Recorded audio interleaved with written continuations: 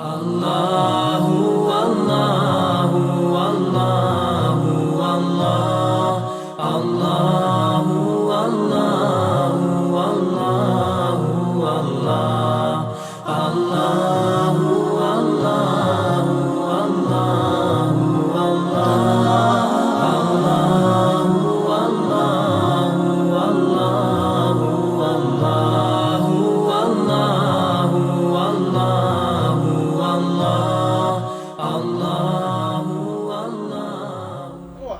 Chers téléspectateurs, bonsoir, alhamdulillah rabbil alamin. Nous vous disons salam alaikum dans votre famille respectueuse et nous voilà aujourd'hui aussi sur notre chaîne de référence, la Star 21 TV, avec l'émission Que Dieu nous regarde. Voilà que nous allons parler du regard de Dieu vers l'éducation. Nous allons être en compagnie de mon confrère Ibrahima Tanou Kamara et également aussi l'invité du jour, c'est Dr Lamine Diabaté, à qui je laisserai le frère Kamara Ibrahima Tanou passer la présentation. Mais vous savez bien, l'éducation, c'est un thème de référence indispensable pour la vie de l'homme. C'est de là que nous pouvons atteindre la guidée. Et c'est de là que nous allons arriver au succès. Bismillah, nous allons parler à travers l'éducation traditionnelle africaine. Nous allons parler de l'éducation de manière générale et en même temps comparer celle de l'autre côté du monde, l'Amérique, le Canada, etc. Inch'Allah. Mon frère Kamara, salam alaikum wa rahmatullah. Wa alaikum salam wa rahmatullah. Comme vous l'avez si bien dit, M. Dr Mohamed Lamine Diabaté est titulaire d'un PhD en administration et évaluation en éducation à l'Université Laval, Québec, au Canada.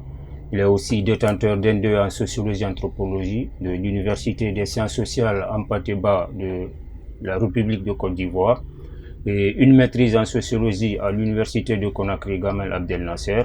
Dr Diabaté est enseignant-chercheur à l'Université de Somphonia. Docteur, salam alaikum wa rahmatullah. Merci d'être venu, docteur. Merci. Oui. Docteur Mohamed Lamine a un séjour actuellement en Guinée avec nous. Nous lui souhaitons un bon séjour. Et nous posons la première question de savoir qu'est-ce que l'éducation en général. Docteur Lamine, vous savez bien qui parle de sociologie, l'éducation concernée. Nous ne pouvons pas parler de la sociologie sans parler de l'éducation. On ne peut pas parler de l'éducation sans passer de la sociologie. Oui. Alors, qu'est-ce que vous en pensez de cela? Parlons-en de l'éducation aujourd'hui, surtout en tant qu'Africain, tant qu'intellectuel averti qui a eu la chance de faire toutes ses études. Revenons sur l'éducation. Je vous remercie. Merci de cette invitation. Okay. Je prie Dieu que Star 21 aille de l'avant, que ces émissions-là aussi soient multipliées des centaines avec d'autres intervenants qui sont plus avertis que moi peut-être et au cours duquel on aura des débats aussi à échanger sur d'autres sujets concernant les faits de la société. Nous, les sociologues, on appelle ça les faits de société ou les faits sociaux. Oui. Donc, la sociologie qui étudie les phénomènes sociaux, y compris l'éducation, qui concerne la société tout entière, parce que le mode de pensée de toute la société traverse cette manne humaine qu'on appelle éducation. On est ici aujourd'hui, on parle en français, on parle en arabe, on parle en anglais. Tout ça, c'est par le biais de l'éducation. Et quand on parle de l'éducation, généralement, on a une vision holistique de l'éducation. Mais quand on essaye de descendre un peu au niveau un peu plus traditionnel, un peu plus occidental, pour faire une comparaison, l'éducation en Afrique, comme c'est le thème du jour, consiste à transmettre un savoir, des connaissances à une génération future, pour que cette génération future prenne conscience de son appartenance à la société, et puis pour que dans le futur aussi que ces enfants, cette nouvelle génération puisse transmettre ces mêmes valeurs à d'autres enfants qui viennent. Donc c'est une transmission permanente qui ne s'arrête pas dans le temps, mais qui, par force de l'évolution de la société humaine, s'adapte, modifie ses méthodes, donc adopte une méthodologie ou plutôt une pédagogie particulière à chaque génération qui vient, mais tout en maintenant les substrats de cette éducation. Donc, quand je peux m'inscrire un peu dans la philosophie de Durkheim, qui a parlé un peu de ça, que l'éducation, c'est la façon de transmettre par les adultes tous les savoirs qu'ils ont accumulés à une période donnée aux générations futures, pour que cette génération future soit physiquement prête, soit mentalement prête, soit moralement prête, et qu'ils soient intégrés dans la société pour le développement de la société. Chaque génération, chaque monstre, nous parlons de l'éducation aujourd'hui et nous revenons vers l'islam, comme on avait dit la fois dernière. On sait bien que Dieu nous regarde quand Dieu nous dit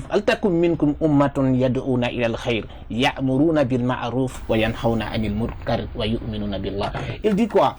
Qu'il soit issu de vous une communauté qui invite vers le bien, qui appelle au bien, qui invite au convenable, qui interdit le blâmable, et que c'est ainsi que vous atteindrez le succès.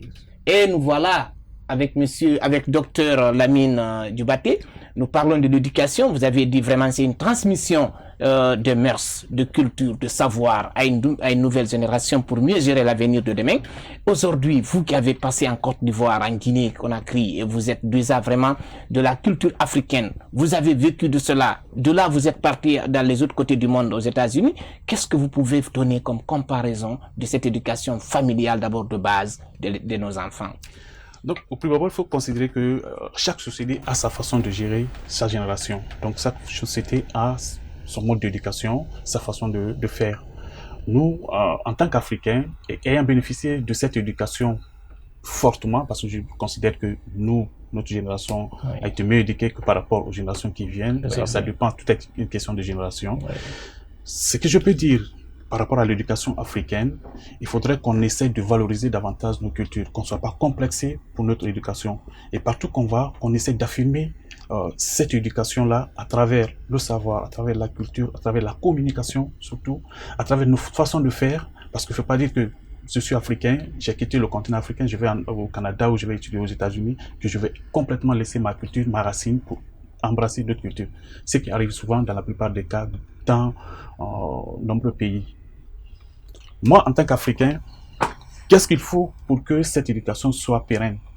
Il faudrait que les familles d'abord, parce que tout commence dans les familles, il faut que les familles prennent conscience de la valeur qu'on a, de tout ce qu'on a comme atout dans le sens de l'éducation, dans ce qu'on transmet à la génération future. Actuellement, les spécialistes en gestion des ressources humaines parlent de la génération XY, donc surtout de la génération Y. Cette génération, c'est quoi? C'est la génération qui peut faire 3 choses à la fois. Je prends un exemple. Vous êtes là, vous êtes au téléphone, en même temps vous écrivez, en même temps vous parlez à d'autres personnes, en même temps vous commissionnez d'autres personnes à faire. On le fait tout le temps. Nous-mêmes, on intègre cette philosophie sans se rendre compte. La même éducation, le même type d'éducation peut se transposer dans la société africaine, éduquer les enfants, les informer, enlever tout tabou sur tout ce qu'il y a comme éducation. Parce que plus on crée des tabous autour de ce que nous devons faire comme valeur, comme philosophie, comme mode de vie, plus les enfants ont tendance à s'éloigner de ça et à s'approcher de ce qui est plus ouvert. Ce qui est ouvert, c'est la culture occidentale, c'est l'éducation occidentale. Je clique sur l'internet, je veux avoir quelque chose, je l'ai tout à l'heure. Je n'ai même pas besoin d'aller sur Google. Je mets mon téléphone sur Siri, je demande à Siri, je dis je vais aller à Bambeto, me donne. Il suffit seulement qu'il y ait des coordonnées. Donc nous devons valoriser nos cultures, nous devons valoriser notre éducation, mais aussi considérer l'éducation occidentale qui peut être un sport, un complément, un outil par rapport à ce qu'on veut faire dans notre culture. Si on ne fait pas ça, c'est pas bon. Effectivement, complexer du savoir. Nous avons vendre la valeur de notre éducation, notre mère, c'est ce que vous voulez faire comprendre. Effectivement, chose logique, chose vraiment humaine, on ne doit pas aller au déracinement parce que chacun de nous doit mettre en valeur de ce qu'il est vers ce qu'il veut, en comparaison avec ce que détient l'autre, n'est-ce pas, n'est pas détruire ce qu'on a, mettre tout ça au corbeille, au service des autres, croire qu'effectivement l'Occident est la réussite à l'abandon de la culture africaine, de nos mœurs religieuses. Je crois bien qu'on se trompe. Aujourd'hui, frère camarades, nous savons la majeure partie de la jeunesse africaine, ce qu'ils optent, c'est d'aller en Occident. Qu'est-ce qu'on peut parler? Comment on peut préparer l'enfant pour qu'il puisse au moins arriver à cet âge, surtout l'âge critique, l'âge de la puberté, parce qu'aujourd'hui nous avons constaté tous ce sont les jeunes qui sont au niveau de l'étude secondaire, qui cherchent toujours à dire bon, moi je m'en vais en Europe, je passe par le biais de la mer, ou je passe par-ci par-là, et certains arrachent le bien des parents, d'autres restent ingérables en famille. Tu ne peux pas aujourd'hui parler à ton enfant sans qu'il ne réponde, qu'il dise de ce qu'il veut. Alors l'ensemble de tout ça, docteur, nous voulons vraiment mettre doigt sur ce problème. C'est parce que nous n'y arrivons pas à les donner de ce qu'ils attendent réellement, ou bien c'est l'éducation de la rue qui domine, c'est une faiblesse de la famille, c'est une faiblesse de l'école, parce que les enfants, c'est comme si l'objectif n'est pas là, c'est le rêve seulement qui demeure. Qu'est-ce que vous en pensez à ça? C'est très bonne question. En tant qu'éducateur, M. Camara, voyez-vous, allez-y. Ça c'est une très bonne question, une question pertinente que vous développez les réponses. Vous développez les réponses dans les questions que vous donnez. Est-ce que c'est la démission de la famille? Est-ce que c'est la démission de l'État même? Est-ce que c'est la démission de la société tout entière? Aujourd'hui, nous avons atteint un niveau d'éducation, d'individualisation de nos familles. Avant, la société africaine était collective. On avait une éducation collective. Chaque parent pouvait éduquer son enfant et le voisin de l'autre côté pouvait l'éduquer. Aujourd'hui, ce n'est plus ça. La famille est individualisée. Donc, il y a une scission totale entre les relations communautaires. Donc, il n'y a plus de relations interpersonnelles entre les individus. Un enfant qui est battu par un autre parce qu'il a fait il a mal agi par son voisin, ce sont les parents les premiers qui viennent se battre avec le voisin. Alors que nous, quand on grandissait, on avait peur du voisin pour qu'il ne nous voie faire autre chose qui ne soit pas bonne. Aujourd'hui, cette mentalité qui se développe de façon individuelle fait que l'éducation des enfants devient plus problématique. Problématique dans quel sens? Dans le sens de l'envoi de l'enfant à l'école, dans le sens du suivi parental à l'école, dans le sens du rôle que le parent et l'État fait pour accompagner ses enfants jusqu'à la sortie. Parce qu'aujourd'hui, comme vous le dites, il y a un nombre d'élèves ou d'étudiants qui finissent ou qui finissent même pas les études, qui veulent aller embrasser le chemin de l'Occident.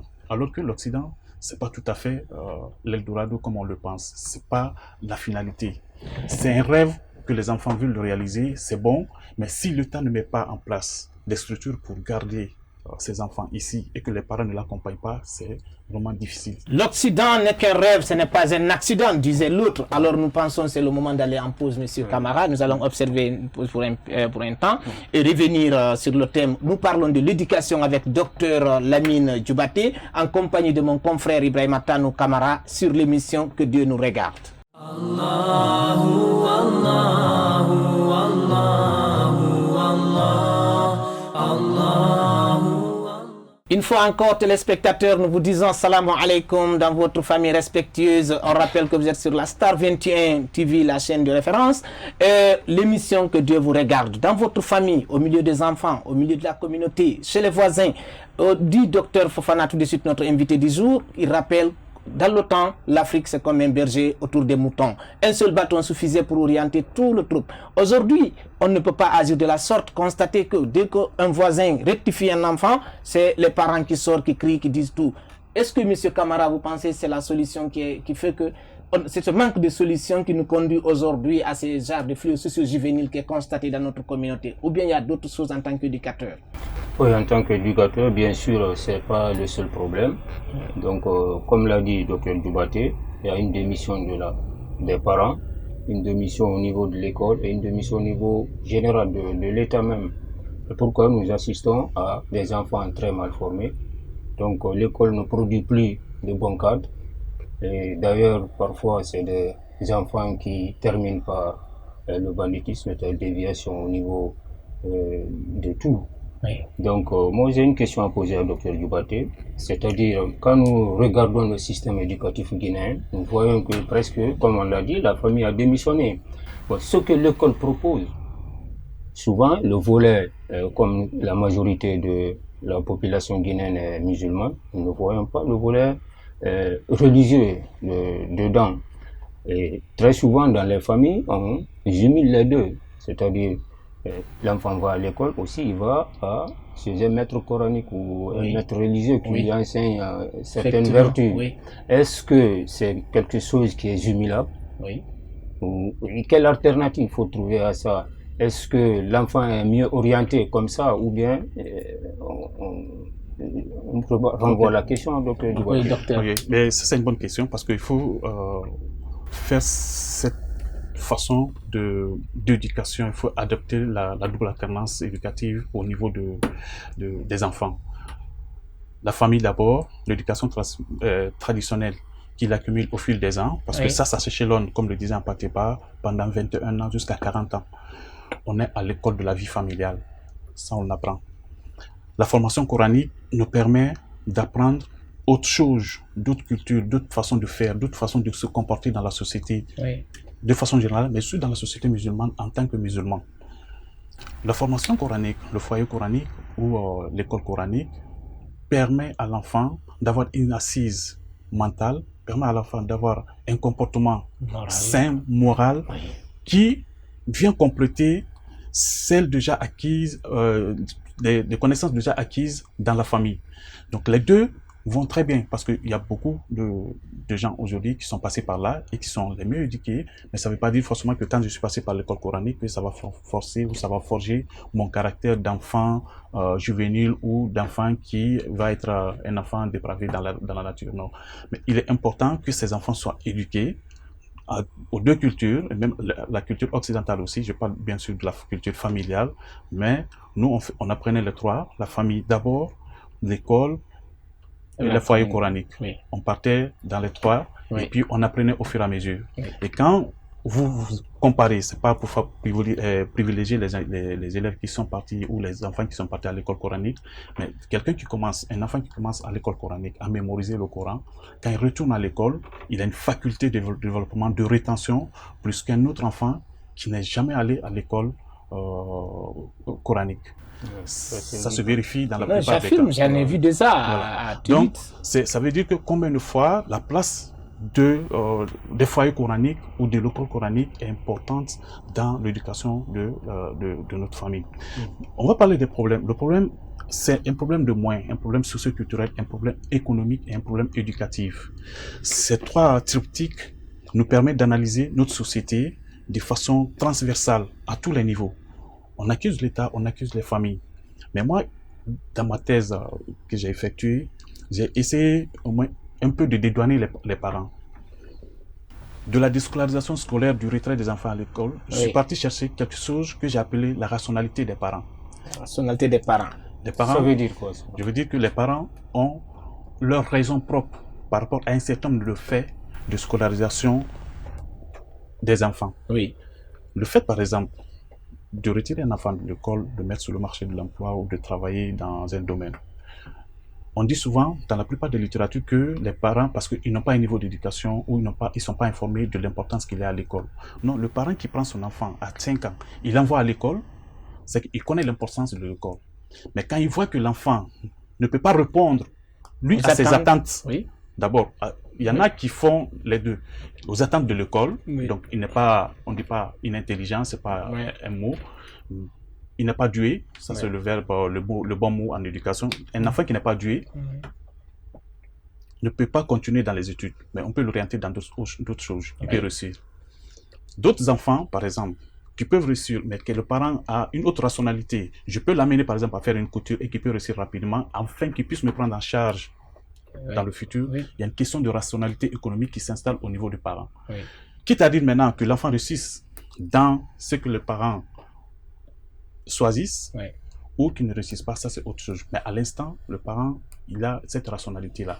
Donc, la double éducation et les problèmes liés à l'éducation sont des problèmes totaux et globaux que nous devons transcender, que nous devons résoudre, non seulement au niveau familial, mais aussi au niveau étatique, parce que l'État n'a plus les moyens financiers pour investir dans l'éducation. Il considère que le budget, l'éducation est budgétivore. Et quand c'est comme ça, on ne voit plus rien. Et quand nous regardons autour de nous, et dans le monde entier actuellement, tous les États, les grandes puissances, essaient de réduire leur financement au niveau de l'éducation. Et ça a des conséquences sur nous. Double conséquence ou triple conséquence, parce que non seulement l'éducation va s'affaiblir en qualité et en quantité, mais aussi le nombre d'enfants qui devraient fréquenter l'école, qui devraient partir à l'école, tomberont complètement en déperdition. Et ça, c'est pas bon. Donc voici les problèmes sur lesquels Les problèmes sont énormes. C'est-à-dire l'État a sa part de responsabilité, c'est un facteur économique, un investissement que l'État doit faire face. Et il y a celui des parents. En fait, si on pense à être dédommagé de tout ce qu'on investit de l'enfant vers nos besoins personnels, ça aussi, ça peut ne pas être l'incarnation ou l'orientation de la pensée de l'enfant ou de la capacité intellectuelle de l'enfant. Et d'autres facteurs aussi, la communauté. Mais je pense bien, vous avez parlé aujourd'hui que l'enfant doit aller à l'école coranique pour avoir de la morale, pour avoir vraiment qu'il soit averti spirituellement. Mais est-ce que vous ne pensiez pas alors, si on est allé à l'école pour l'obtention de l'outil de développement, savoir lire, compter, écrire, et on est allé à l'école coranique pour avoir une foi spirituelle, autour duquel se reposent ces aspects de développement qu'on a appris à l'école, est-ce que cela se reflète aujourd'hui dans nos milieux administratifs? Et on parle de détournement, on parle de la corruption, on parle de beaucoup de choses. Pourtant, on était éduqués, avertis. Est-ce que cela est mis en valeur? Ça, c'est une bonne question. Parce que la corruption, elle est générale. Elle gangrène toutes les sociétés. Il n'y a pas d'État, il n'y a pas de pays où il n'y a pas de corruption. Qu'on soit allé à l'école coranique ou pas. Oui. Il y en a. Mais le fait d'avoir une assise coranique et avoir les balises occidentales, savoir lire et écrire, ne nous exempte pas de cela, parce que c'est le système. Et quand on introduit un système, le système te moule. Quand le système te moule, et si tu n'es pas quelqu'un d'averti, averti dans le sens de stabilité, de foi, tu vas facilement tomber dans les travers du système. Donc cette extraversion du système t'amène soit à accepter ce que le système veut, ou à t'opposer au système et être combattu par le système lui-même. C'est pourquoi vous avez parlé de complexe éducatif. Exactement. Alors, le complexe du savoir, exactement. On est averti, on connaît tout cela, mais dans ce milieu des intellectuels auxquels nous pensons être vraiment d'une civilisation occidentale, vous qui êtes venu des États-Unis, vous êtes venu du Canada, moi qui est venu dans un centre coranique vers l'école, il ne faudra pas que je vous dise non, pas la corruption, pas au manquement du civisme, de l'éducation, de citoyenneté. Et pourtant, ma foi religieuse devrait au moins être une valeur qui devait stopper ceux-là qui partent aux transgressions. Exactement. N'est-ce pas? Cette valeur, oui. Ce n'est même pas, elle n'est pas seulement que religieuse. Cette oui. valeur, elle est d'abord morale, elle est humaine. Oui. Elle doit être consensuelle. Il y a un adage souvent que ma mère disait, que on a beau suivre un chemin sinueux, on en sort toujours les hanches droites. Oui. Ça veut dire que quel que soit le problème, quelles que soient les difficultés qu'on va rencontrer, quels que soient les types d'état d'âme que les gens vont vous transposer, oui. vous devez toujours garder vos principes et vos valeurs. Si vous gardez cela en tête, quel que soit le problème, vous pouvez y arriver et vous pouvez dévier tout ce qui peut être corruption, tout ce qui peut être mauvais comportement dans un système. Et généralement, il y a un adage arabe, j'aime bien tout ça, je l'aime vraiment bien. Oui. Il dit souvent qu'on ne met pas de saleté là où on mange. Merci. On ne met pas de saleté là où on mange, un adage arabe qui prend fin, je crois bien, sera vers le temps nous rattrape. Quel doit être votre dernier mot, frère Ibrahima Kamara? Parce que le temps nous rattrape. Oui, comme on vient de le suivre avec le docteur, on a eu vraiment des enseignements très très enrichissants. En conclusion, pour moi, il faut que nous ayons la conscience de Dieu, c'est-à-dire cette base spirituelle qui nous permet de dire que Dieu nous regarde à tout moment, dans tous les aspects de notre vie. Pas une seule seconde que Dieu ne nous échappons à Dieu. Donc il faut que nous ayons cette conscience et que nous travaillons dans ce sens. Il faut que nous travaillions dans ce sens. Monsieur Dr Fofana, dernier mot pour nos téléspectateurs. Je vais commencer par l'introduction que vous avez dit. C'était un mot que j'ai bien aimé, la guidée. Oui. La guidée, ça dit tout. Parce que dans la guidée, on peut amener une sourate Iqra, oui. Quand Dieu disait au prophète Iqra, lis. Oui. Lis pour sortir dans l'ombre, dans l'obscurité. Oui. Ça, c'est de l'éducation. Merci. Ça nous apprend à mieux nous comporter, à être vraiment ce qu'on est et ce que nos valeurs sociétales nous transposent. Chers téléspectateurs, faites ce qu'on vous dit et de ce que nous essayons d'être. Sachez bien, Allah subhanahu wa ta'ala nous dit, je le dis en français, ô vous qui avez cru, ne trahisiez pas Allah, ne trahisiez pas le prophète, ne trahisiez pas sciemment la confiance qu'on a placée en vous. Vous qui êtes administrateur, vous qui êtes gouvernant, vous qui êtes subalterne, père de famille, enfant à éduquer, chacun de nous a une responsabilité autour de lui. Nous vous demandons de le respecter. Star 21 TV, c'était de ce qu'il avait pour vous donner. Salam alaikum wa rahmatullahi wa barakatuh dans votre famille respectueuse. Merci Dr Fofana. Merci mon frère camarade d'être venu. Allahu, Allahu, Allah.